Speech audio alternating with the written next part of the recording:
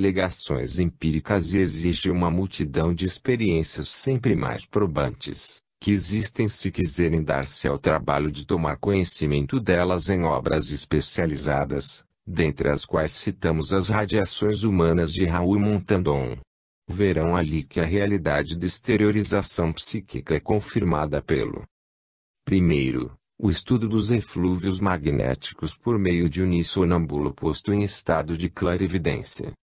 Segundo, a visão da aura psíquica do indivíduo.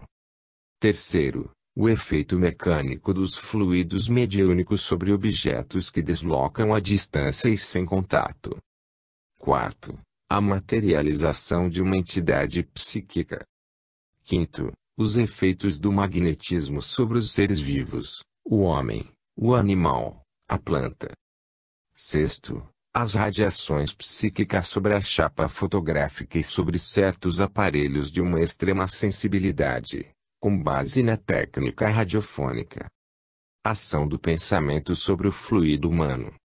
Pensamos que as indicações, que acabamos de dar aos médiuns curadores, servirão no estudo dos casos que se apresentarão à sua observação. Entretanto, devemos confessar que todos os magnetizadores não admitem a polaridade humana sob o pretexto de que o pensamento dá ao fluido os elementos de calma ou de excitação que eles desejam obter. Em apoio desta afirmativa, notamos, de passagem, que os invisíveis dão ao fluido mediúnico exteriorizado a forma, a cor, a densidade, a direção, as propriedades que eles lhes desejam imprimir. As seções de efeitos físicos, e aí está a sua utilidade, provam que os espíritos trabalham os fluidos do médium com auxílio de seu pensamento e de sua vontade. Eles formam assim o corpo e os objetos de que têm precisão para se manifestarem, mas a existência desses é fugaz porque o espírito não é retido por uma atividade orgânica e assim, terminada a sua tarefa, o espírito que opera deve retirar-se e voltar para a vida espiritual. A ciência admite hoje a existência de uma matéria elementar única, matéria essa quintessenciada, que dá nascimento a todos os corpos da natureza e que, pelas transformações que suporta, produz as diversas propriedades desses mesmos corpos. Assim, uma simples modificação atômica pode tornar venenosa uma substância salutar. Duas substâncias inofensivas podem produzir uma terceira nociva. Uma parte de oxigênio e duas partes de hidrogênio formam a água. A juntar-lhes um átomo de oxigênio inteiriza um líquido corrosivo, como, por exemplo, a água oxigenada. Outro efeito, uma simples modificação no modo de agregação molecular altera as propriedades físicas de um corpo, e um corpo opaco pode tornar-se transparente e vice-versa, como por exemplo, o vidro. Estas breves considerações nos dão uma ideia de um fato bem conhecido que é da modificação das propriedades da água pelo fluido magnético, substância vitalizada que se aproxima mais da matéria cósmica ou elemento universal. Esse fluido pode igualmente, diz Allan Kardec, produzir um fenômeno análogo sobre o organismo, daí o efeito curativo da ação magnética convenientemente dirigida. O agente magnético ou fluido vital participa das qualidades físicas e morais do indivíduo. É um princípio vitalizador, regulador, modificador e equilibrador por excelência. No médium curador, é ele dirigido por uma entidade benfazeja que lhe dá qualidades especiais em virtude de seus conhecimentos e de sua elevação moral. O médium curador não é mais do que um instrumento dócil, um condensador de forças e um colaborador de boa vontade. Ação do fluido magnético. O fluido do médium curador é às vezes lento ao fornecer ao organismo do enfermo a vitalidade de que tem necessidade para lutar contra a moléstia. Como diz o Dr. Alexis Carrel em seu notável livro O Homem, este desconhecido, nenhuma melhora profunda do corpo é obtida de modo rápido. Esse ritmo de utilização, pelo organismo, dos agentes físicos, químicos e fisiológicos, é lento. Não adianta ministrar a uma criança, de uma só vez, grande quantidade de óleo de fígado de bacalhau, porque uma pequena quantidade desse mesmo remédio, dada em cada dia, modifica as dimensões e a forma do esqueleto. O que é verdade do ponto de vista estritamente material é também do ponto de vista vitalista. O vitalismo é a doutrina que admite um princípio vital, distinto ao mesmo tempo da alma e do organismo. Com efeito, as vibrações do fluido vital, não controláveis pelos aparelhos de detecção mais modernos, não têm a potência do choque de certas substâncias radioativas. Segundo certos pesquisadores, é um bem porque, se o rádio e os raios-x provocam às vezes desordens irreparáveis, o fluido mediúnico, menos forte, é mais assimilável pelo organismo humano, cujas radiações são aparentadas com as do médium curador. Se, de outra parte, a moléstia é consecutiva a uma influência psíquico-espírita, a ação do médium curador pode extremamente rápida e a cura fulminante. Nos casos de exaltação de fé religiosa, um verdadeiro milagre pode se operar sob os olhos do médium curador. Qualidade dos fluidos. Diz Allan Kardec, o codificador do Espiritismo, que, desde o instante em que os fluidos são o veículo do pensamento, que o pensamento pode modificar as propriedades dele, é evidente que devem estar impregnados das qualidades boas ou mais dos pensamentos que se põem em vibração, modificados pela pureza e a impureza dos sentimentos. Eles se modificam pelos eflúvios do meio em que passam, como o ar pelas exalações, a água pelos sais dos leitos que atravessa. Levam a impressão dos sentimentos que os cercam, ódio, inveja, ciúme, orgulho, egoísmo, etc. São excitantes, calmantes, penetrantes, adstringentes, irritantes, dulcificantes, soporíferos, reparadores, etc. Resulta disto que a purificação do fluido magnético depende da purificação dos sentimentos. O pensamento humano produz então uma espécie de efeito físico que reage sobre o moral. É o que só o espiritismo pode fazer compreender. O homem o sente instintivamente, pois busca as reuniões homogêneas e simpáticas, onde sabe que pode ganhar novas forças morais. Polaridade humana. As experiências de Reichenbach, do Coronel de Rochas e de D'Urville, com videntes sensitivos, demonstram que o corpo humano, como imã, é polarizado.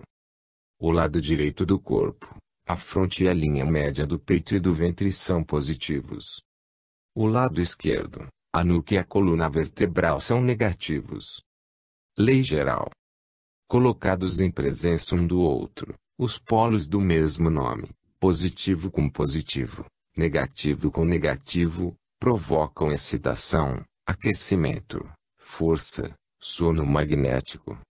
Os polos de nome contrário, positivo com negativo, acalmam, descongestionam. Algumas aplicações práticas. 1.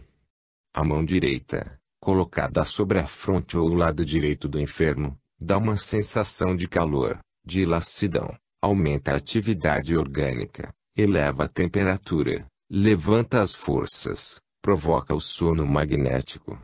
2. A mão direita, colocada na nuca ou ao longo da coluna vertebral, acalma, dá uma impressão de bem-estar, diminui os espasmos nervosos dos órgãos que se acham na mesma altura e são comandadas pelos nervos da medula espinhal. 3. A mão esquerda, no epigastrio, estômago, acalma os espasmos estomacais. A mão direita pode ser ao mesmo tempo colocada em posição oposta ao nível dos rins. 4.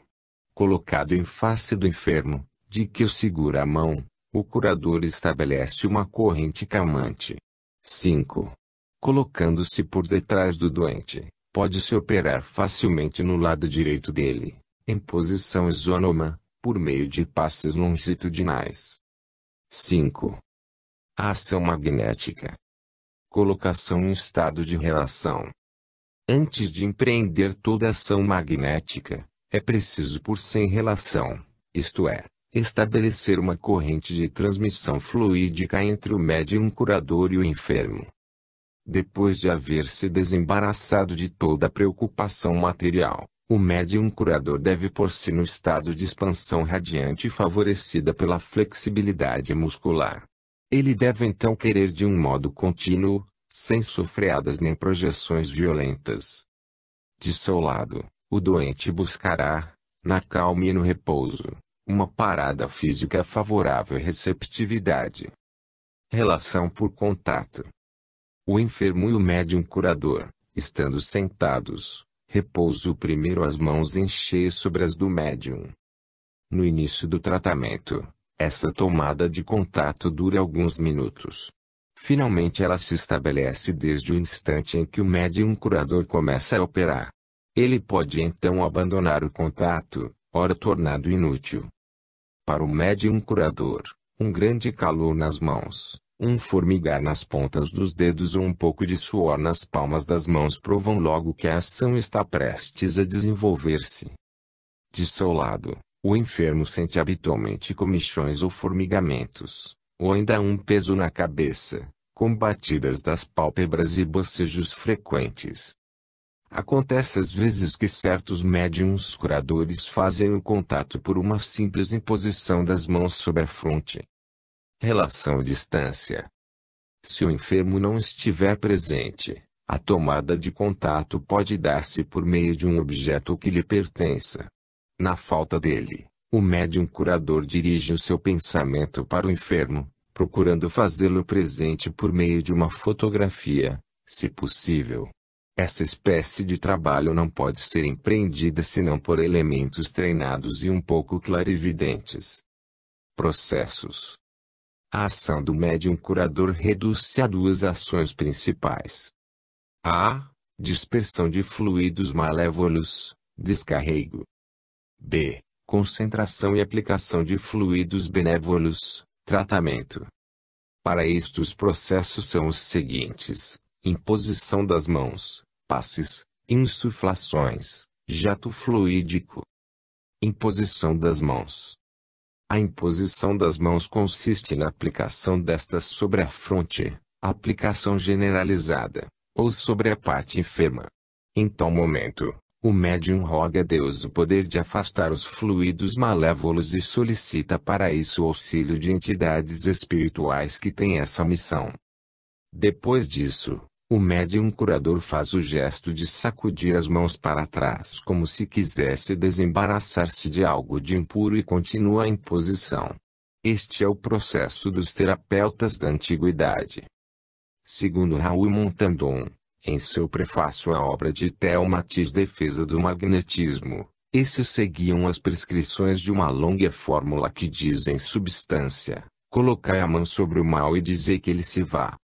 Certos curadores afirmam que, pela imposição das mãos, os fluidos levados ou dirigidos pela entidade se espalham por todo o corpo e restabelecem o equilíbrio vital comprometido pela enfermidade. Para agir assim é preciso ter naturalmente uma fé profunda no êxito e uma vontade que não se detém. A imposição faz-se habitualmente por cima das vestes e cobertas, se o doente estiver sentado ou deitado. A grossura dos tecidos não impede que a comunicação se estabeleça, razão pela qual é inteiramente inútil mandar o enfermo despir-se. O médium curador deve, sobretudo, evitar qualquer contato que possa ofender o pudor do paciente e recorrer, se preciso, à presença de um assistente. A imposição é feita com as palmas das mãos ou as pontas dos dedos, sem tensão ou contração. Ela tem principalmente por fim restabelecer o equilíbrio das forças do enfermo e, nisso, a calma e o fortalecimento. Prolongada que seja, torna-se excitante se o médium curador for nervoso ou sanguíneo, e é ele que deve sentir quando chegar o momento de parar. Conforme escreveu o magnetizador Cargnet, a imposição da mão sobre a parte enferma faz desaparecer, como por encanto, os engurgitamentos. Quando a mão assim se detém por 10 minutos sobre um ponto inflamado, ela produz o efeito de uma cataplasma, carregando-se de fogo que ganha o antebraço e o cotovelo a ponto de tornar-se insuportável. Essa impressão desagradável, nós já experimentamos e bem forte. E acrescenta o distinto magnetizador. É por isso que se recomenda sacudir os dedos em cada imposição e, quando a magnetização estiver terminada, lavar as mãos com um banho de água fresca ou levemente avinagrada. Muitas vezes o novato crê que a imposição da mão pode produzir-se em alguns minutos e passa, rapidamente, a um outro processo que lhe parece mais expedito. É um profundo erro. No decorrer do tratamento, ele não deve preocupar-se com o que vai seguir, mas, ao contrário, é melhor que se absorva completamente, com toda a calma necessária. Contato simples ou duplo. Quase sempre o médium curador recorre ao contato simples com a mão direita. Se ele quiser reforçar o auxílio, pode pousar a mão direita sobre a testa e a esquerda sobre a nuca do paciente ou então segurá-lo por ambas as mãos. As imposições sobre a cabeça e o peito são excitantes e as que operam sobre os tornozelos são dispersantes e calmantes. Passes.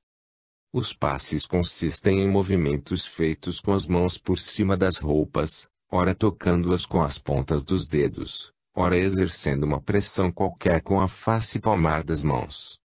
De um modo geral, as imposições são congestivas e os passes mais atraentes e movimentados.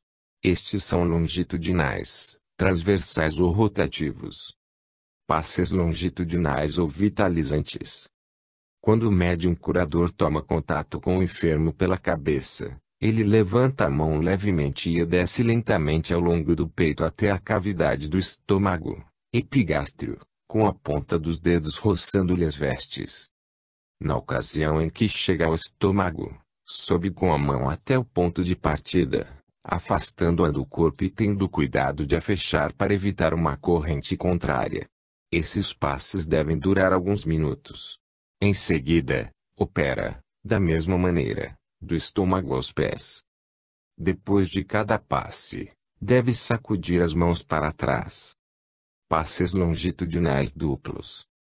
O médium curador toma contato ao pousar ambas as mãos sobre os ombros do enfermo, depois opera, como dissemos acima, ao longo dos braços, durante alguns minutos.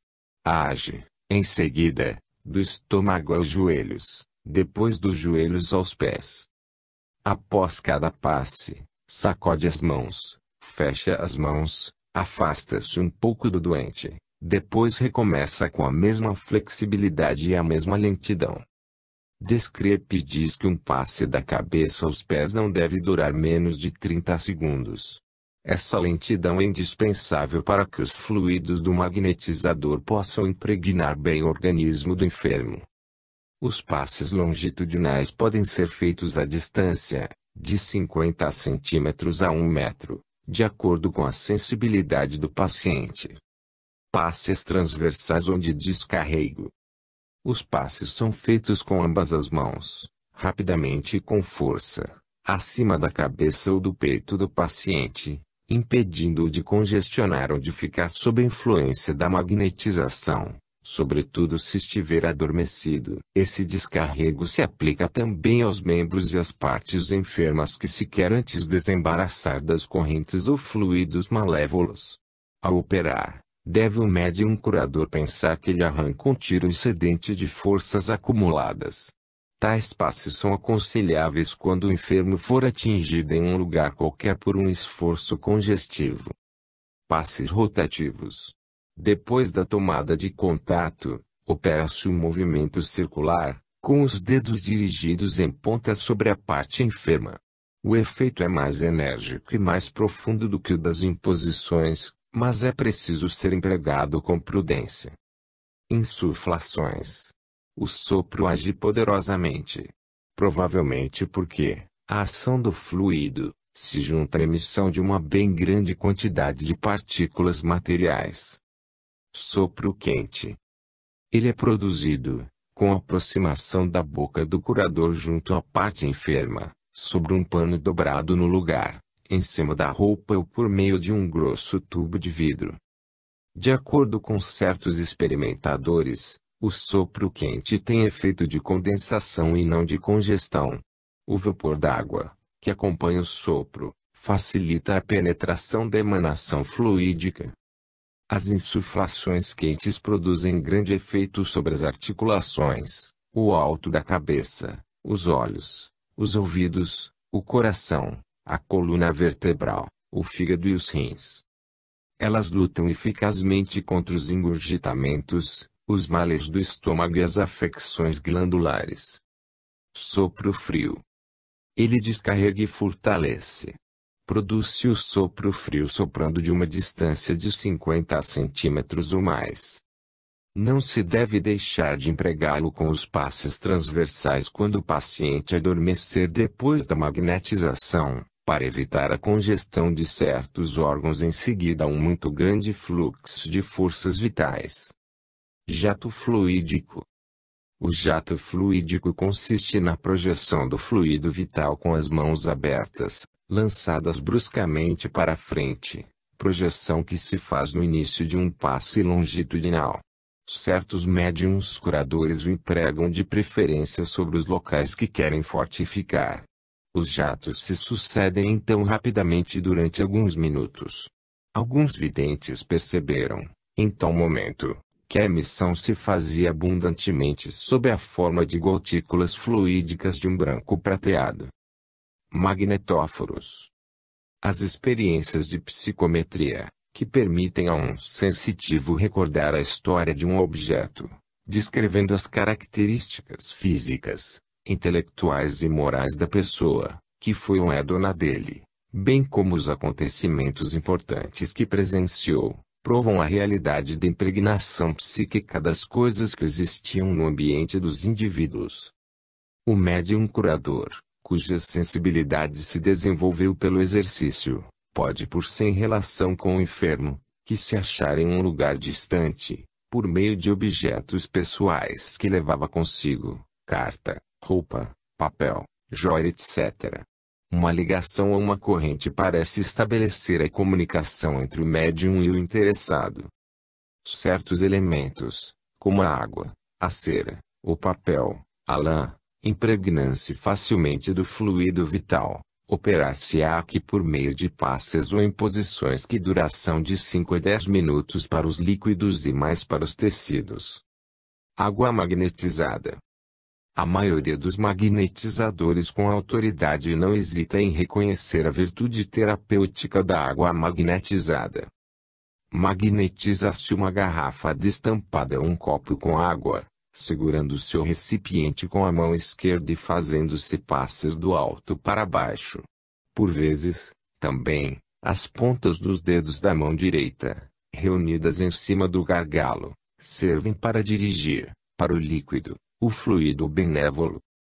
Reconhece-se, geralmente, que a água absorve, com facilidade, o fluido ambiente e, com mais forte razão, o que o médium curador projeta fortemente para saturá-la. Segundo Theo Matiz, Cite, que o experimentou muitas vezes, pode se ajuntar aos fluidos exteriorizados tal ou qual intenção. Diz ele, é formidável, é incompreensível, mas tal acontece. A estas palavras persuasivas acrescentaremos apenas isto: a água magnetizada, absorvida pelo doente afastado, leva, longe, um pouco da emanação mediúnica que constitui um laço invisível entre o enfermo e o médium curador. Desde então, é de surpreender que os pensamentos de um atinjam o outro e produzam os efeitos desejados, como se o doente estivesse presente à magnetização. Duração da ação magnética dos magnetóforos. Segundo H. D'Urville em seu Tratado Experimental de Magnetismo, a duração magnética sobre os objetos é variável. Diz ele. Ela diminui progressivamente para acabar por desaparecer completamente. A água e os fluidos em geral a conservam durante longo tempo, anos mesmo, sem que as propriedades comunicadas estejam sensivelmente diminuídas, ao passo que os corpos sólidos as perdem com muito mais rapidez. Uma pedra ou um pedaço de pano as perdem em algumas semanas e elas desaparecem de uma moeda em poucos dias.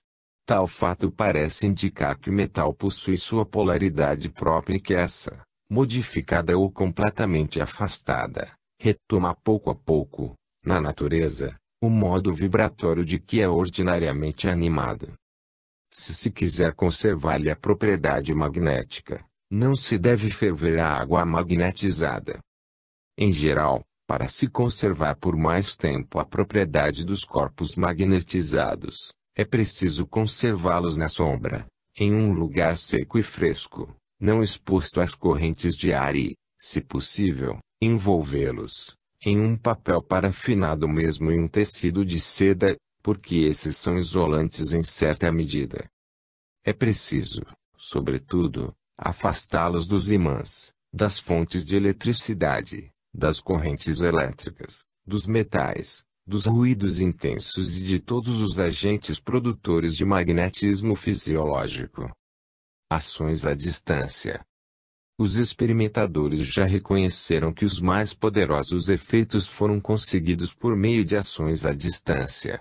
As imposições e os passes à distância devem ser feitos a 10 ou 15 centímetros do paciente, depois de se ter feito, preliminarmente, uma primeira tomada de contato, como já explicamos.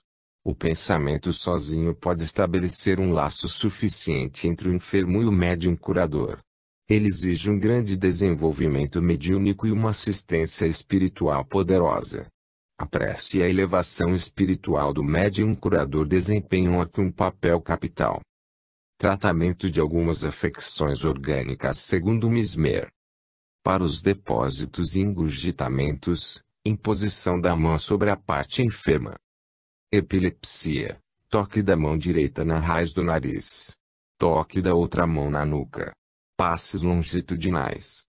Apoplexia, toque na cavidade do estômago.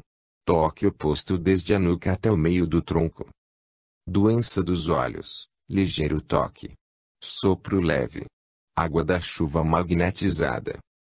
Inflamações, bronquite, otite, cistite, faringite, ovarite, passes transversais.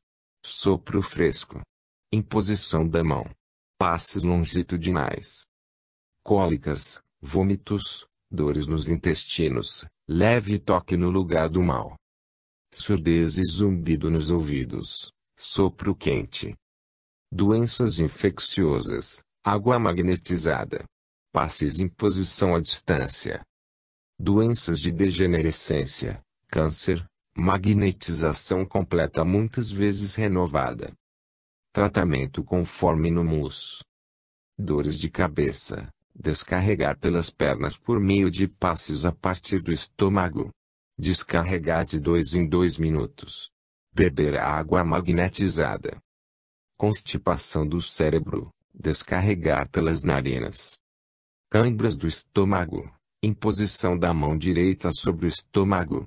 Descarrego pelas pernas. Goles de água magnetizada entre as magnetizações. Reumatismo, magnetizar o coração.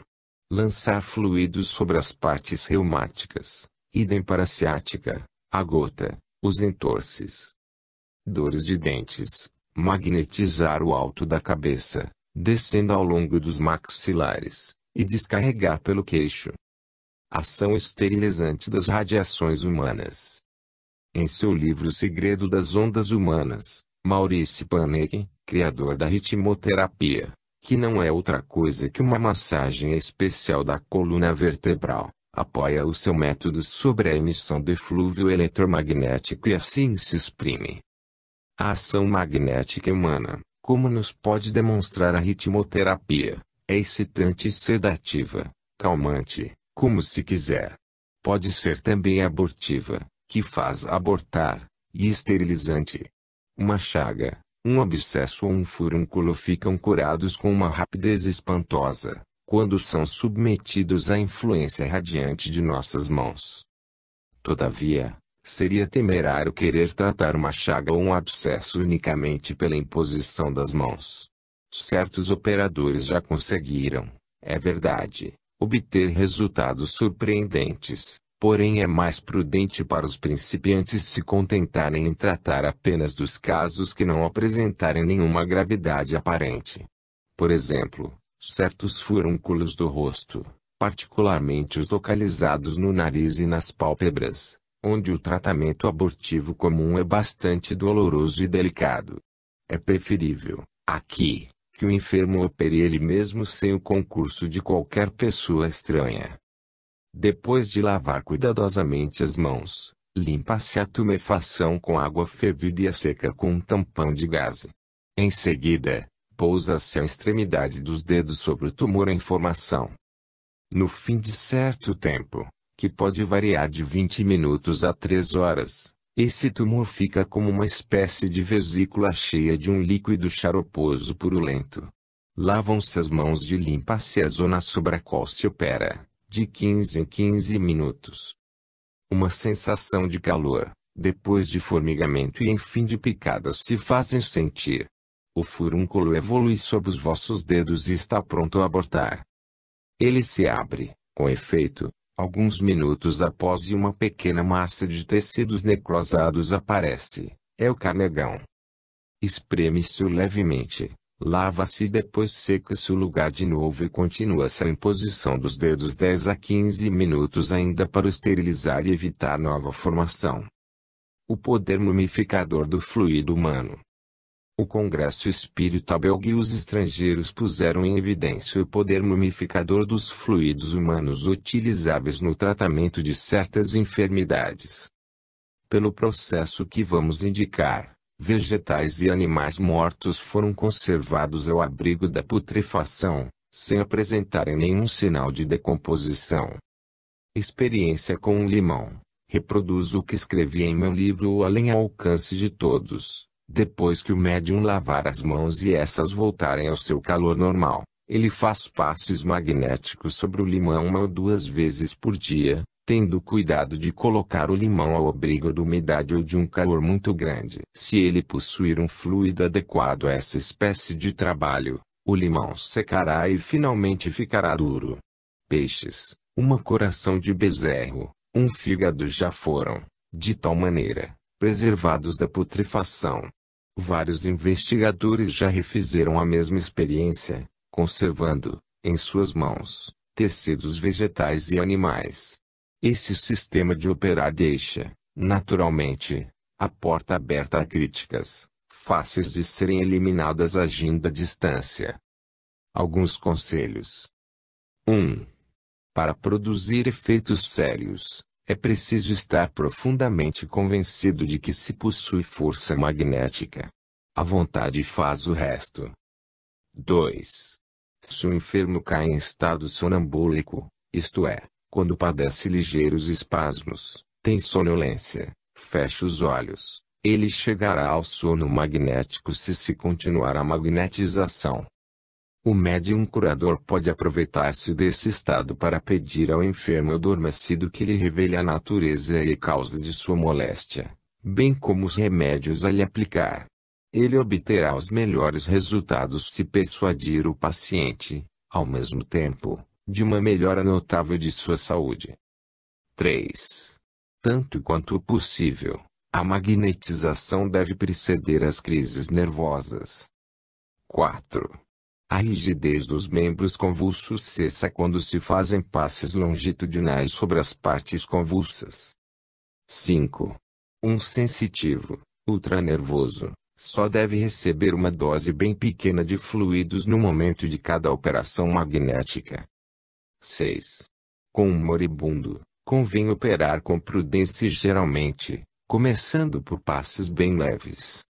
Para a continuação da vitalidade, deve-se aumentar ao mesmo tempo a duração da magnetização. Quando a fadiga se fizer sentir, parar durante uma dezena de minutos. 7. No caso de doença crônica, renovar, se possível, a magnetização de 10 em 10 horas. 8.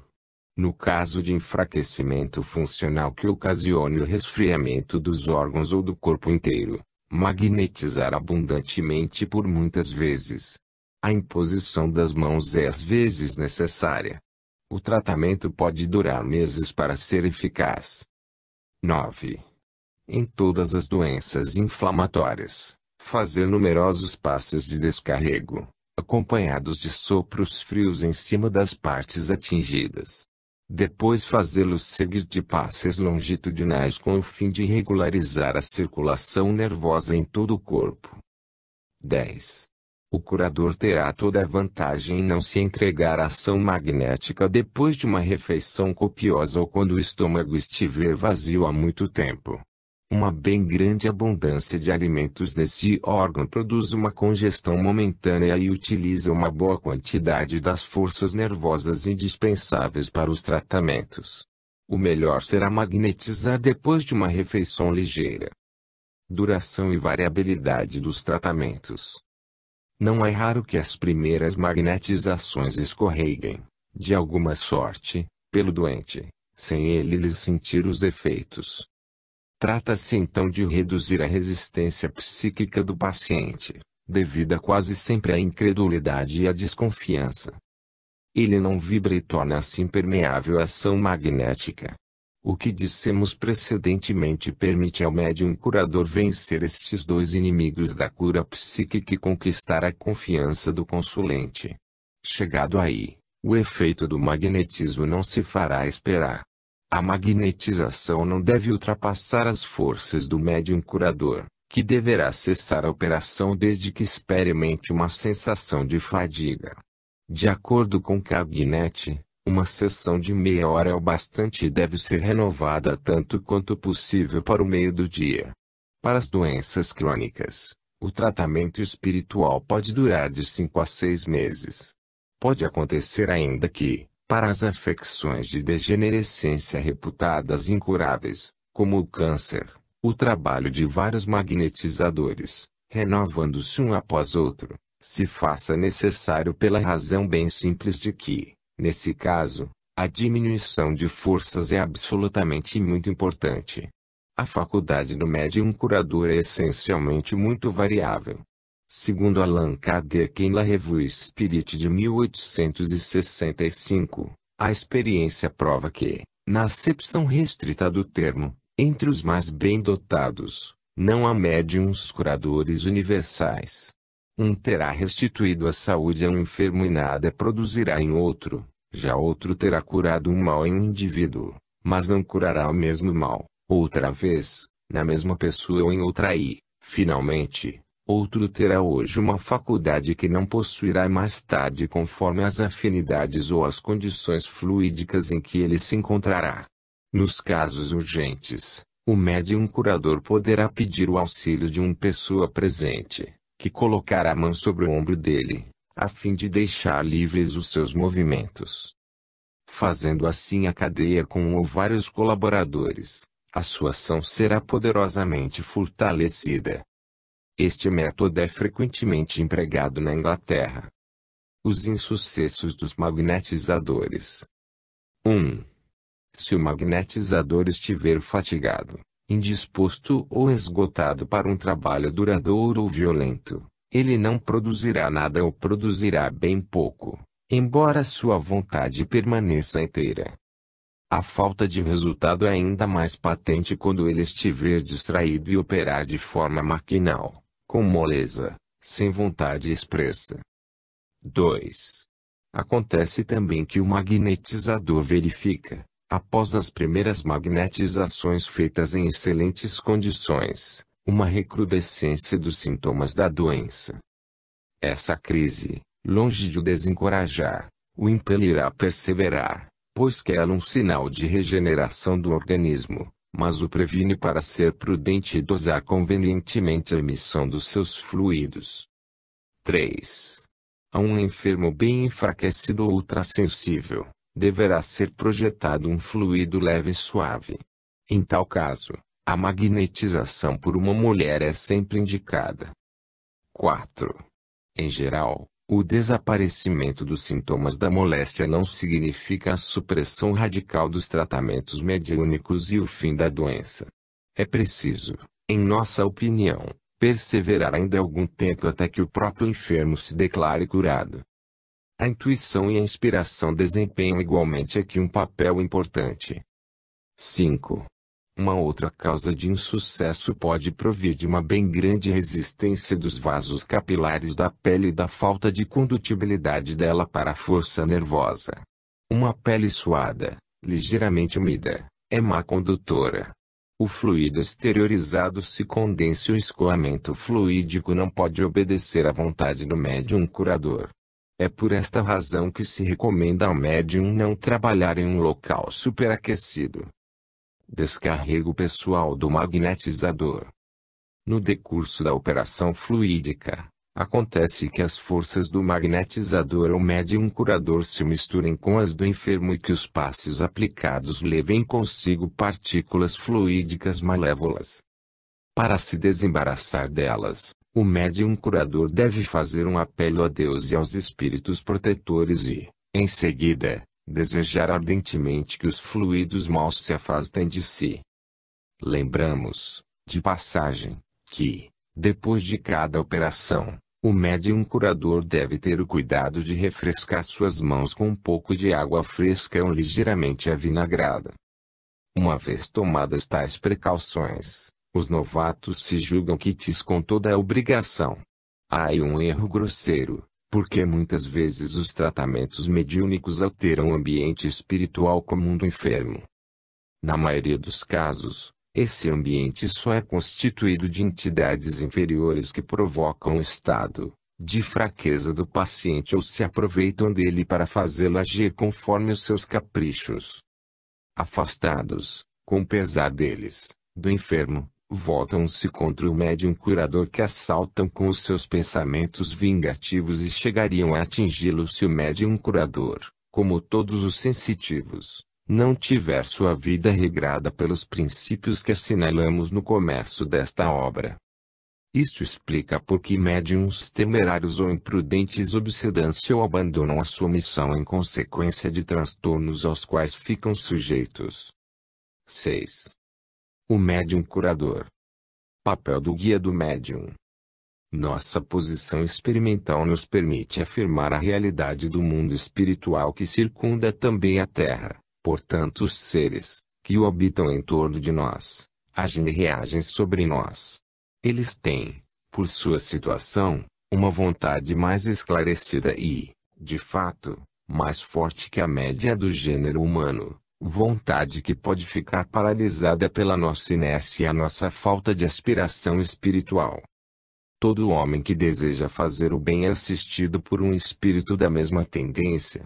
Neste caso, é um verdadeiro médium, pois que age sob influência, às vezes oculta, de um espírito. Pouco a pouco ele se compenetra de uma assistência superior que conduz a sua mão quando faz os tratamentos e que inspira e dirige, de alguma sorte, toda a sua ação humanitária.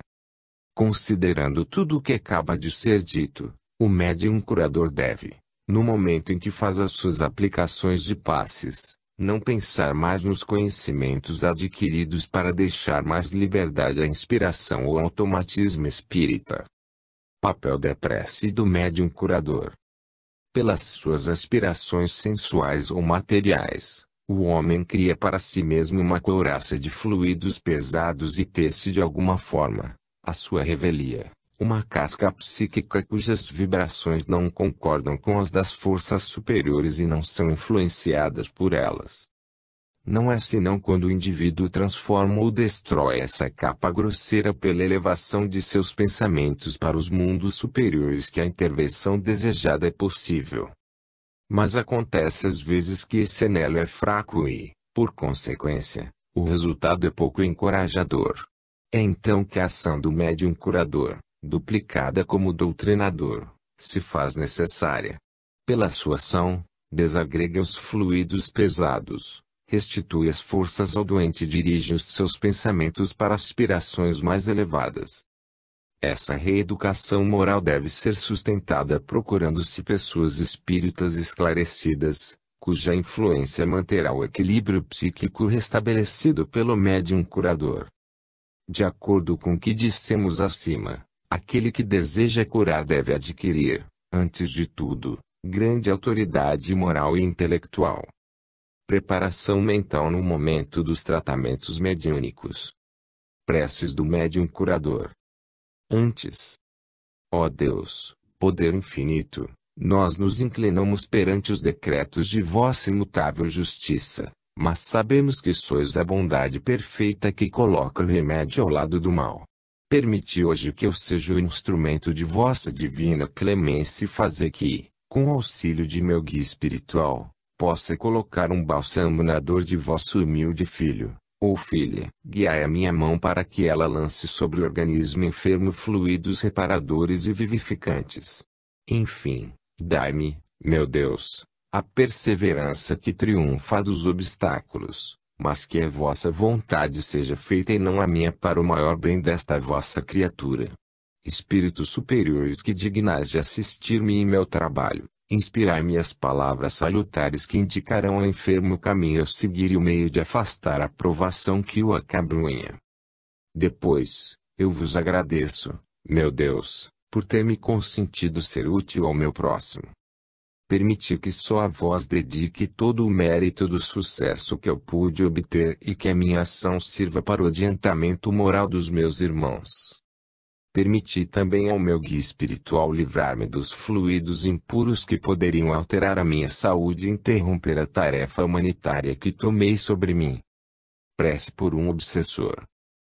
Deus, permiti ao espírito que obseda ao nosso irmão, ou irmã, se aperceba de que deixou a vida terrestre para entrar na vida espiritual. Que ele compreenda que, neste novo estado, deverá cedo ou tarde abandonar os hábitos e as vaidades do mundo que acaba de deixar, assim como todo desejo de domínio ou de posse material. Agir de outro modo seria permanecer nas trevas da erraticidade, onde as tentações da terra lhe seriam um verdadeiro suplício. Se é um amor apaixonado e intransigente que te liga aos seres e às coisas do plano terreno, que saibas bem, amigo que me ouves, que a tua ignorância e a tua teimosia, embora bem intencionadas, te serão mais perniciosas do que o abandono delas. Para a tua felicidade pessoal, eleva-te rumo às esferas superiores onde adquirirás a luz e a sabedoria que te transformarão em um conselheiro esclarecido ou devotado. Escuta as vozes dos que já atingiram os cumes da espiritualidade e voltarás então para nós engrandecido e purificado, a fim de nos ajudar a subir a rude escada da vida.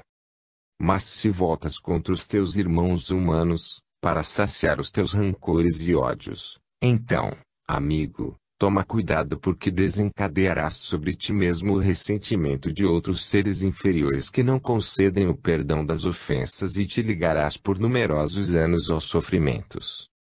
Observa o teu passado. É ele isento de faltas iguais às do irmão que persegues, faltas que te seriam também censuradas.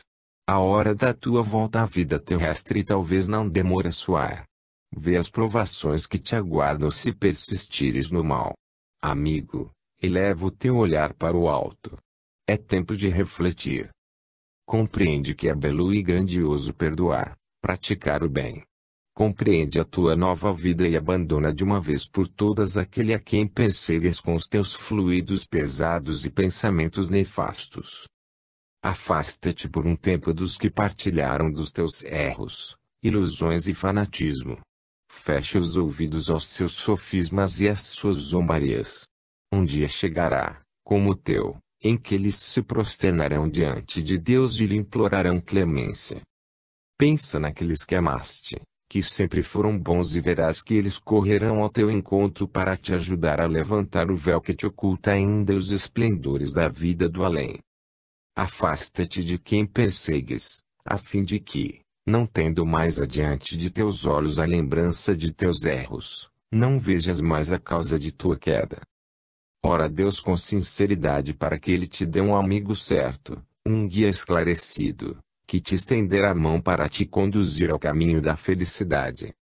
Esperamos, amigo, que estes pensamentos, que te foram dirigidos com todo o nosso coração, não tenham sido formulados em vão e que um dia, regenerado, voltes a nós para nos contar a tua alegria por nos ter escutado. Que a luz divina desça sobre ti. Preces por um enfermo antes do tratamento. Meu Deus, em vossa grande sabedoria, deixastes que eu fosse tingido pela enfermidade. Permiti agora que os espíritos superiores me cerquem com os seus fluidos reparadores, me apontem o caminho que eu devo seguir e me deem a força de esquecer as queixas que o próximo possa ter contra mim. Dai-me a graça de seguir, de aplicar as leis espirituais que se resumem nestas palavras: desapego material, indulgência, amor, porque é assim que encontrarei, desde já, a paz, o conforto e a cura. Depois, eu vos agradeço, meu Deus, por terdes permitido aos bons espíritos lançar sobre mim fluidos reparadores. Que o seu auxílio espiritual continue a me dar a coragem e a paciência de que tenho necessidade para suportar a minha provação. O fluido espiritual. O médium curador, ao utilizar o seu fluido pessoal e humano, adiciona-lhe o fluido espiritual composto das substâncias etéricas trazidas por um espírito elevado. Diz Allan Kardec em La Revue Spirit do ano de 1865. O fluido humano, sendo menos ativo, exige uma magnetização fortalecida e um verdadeiro tratamento por vezes demorado. O magnetizador, gastando o seu próprio fluido, esgota-se e fica fatigado, razão por que deve, de tempos em tempos, recuperar as suas forças. O fluido dos espíritos, mais poderoso em razão de sua pureza, produz efeitos mais rápidos e muitas vezes quase instantâneos. O fluido derramado, não sendo dos magnetizadores, a fadiga é quase nula. O médium curador recebe o influxo fluídico do espírito, ao passo que o magnetizador flui todo dele mesmo. Mas os médiuns curadores, na mais estrita acepção do termo, isto é, aqueles cujas personalidades desaparecem completamente diante da ação espiritual, são bem raros, pois que esta faculdade, elevada ao mais alto grau, requer um conjunto de qualidades morais que raramente são encontradas na Terra. Somente esses podem obter, pela imposição das mãos, as curas instantâneas que nos parecem prodigiosas. Esta faculdade é privilégio exclusivo da modéstia, da humildade, do devotamento e do desinteresse. A mediunidade curadora pura, sendo uma exceção cá na Terra, resulta daí que há quase sempre uma ação simultânea do fluido dos espíritos e do fluido humano, isto é, que os médiuns curadores, sendo mais ou menos magnetizadores, agem de acordo com os processos magnéticos, estando a diferença na predominância de um ou outro fluido e na mais ou menos rapidez da cura. Todo magnetizador pode tornar-se médium curador se ele souber fazer-se assistir por bons espíritos. Neste caso, os espíritos vêm em seu auxílio, derramando sobre ele os seus próprios fluidos que podem decuplicar ou centuplicar a ação do fluido puramente humano. Automatismo psíquico. Depois de ter praticado o magnetismo durante certo tempo, fazendo apelo à ajuda espiritual, acontece muitas vezes que um impulso inexplicável leva a mão do médium para uma parte do corpo enfermo, que reclama sua atenção, e não é raro ouvir-se o doente confessar a sua surpresa ao exclamar: "Sois formidável! Eu não vos contei nada e é justamente aí que se acha o meu mal." Convém então não resistir ao impulso incontrolável que o dirige, seja porque uma intuição pessoal tende assim a restabelecer o equilíbrio vital comprometido nesse lugar, seja porque um auxílio espiritual, tomando pouco a pouco posse dos centros nervosos do médium, em seguida a apelos reiterados, dirige os seus reflexos e cumpre uma excelente tarefa em seu lugar. Que o gesto seja mecânico é coisa certa. A mão é movimentada para qualquer lado e sem qualquer esforço, e para cima do órgão que requer as forças fluídicas indispensáveis. Uma observação útil: quanto mais o trabalho do médium curador prossegue, tanto mais o seu automatismo se desenvolve e realiza, com grande espanto seu, verdadeiros prodígios. Hipersensibilidade. Gradualmente também, A sensibilidade do médium bem dotado aumenta a ponto de lhe permitir perceber logo as dores experimentadas pelo enfermo nos lugares correspondentes de seu próprio corpo. Suas intuições, se as tem, acharam aí uma confirmação inesperada. A sua confiança fica reforçada e determina uma emissão mais importante de forças vitais que acelerarão a cura.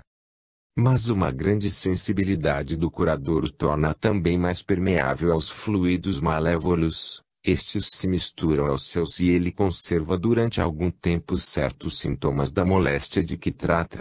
Ele tosse se cuida de uma pessoa com bronquite, sente um ponto doloroso nas costas diante de outra com pleurize e as suas mãos ficam úmidas quando cuida de outra com febre. Compreende-se então que tal estado de relação não pode durar muito tempo sem acarretar uma diminuição das forças do médium e que, se isto se prolongasse, afetaria sensivelmente o seu estado de saúde.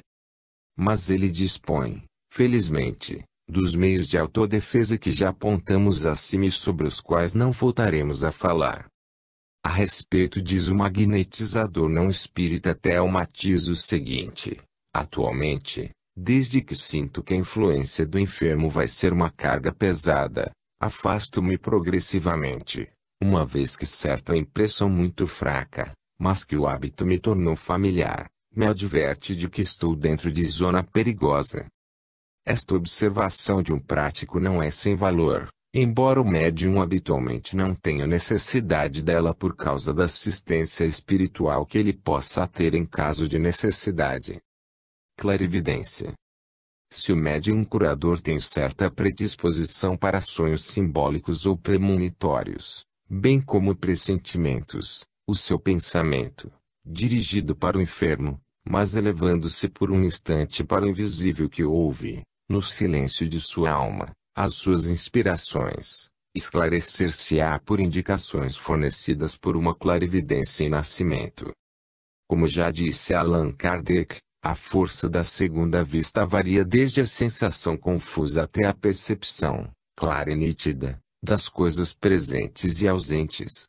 No estado rudimentar, dá a certas pessoas o tato, a perspicácia, uma espécie de segurança em seus atos, que se pode chamar de justeza do olhar moral.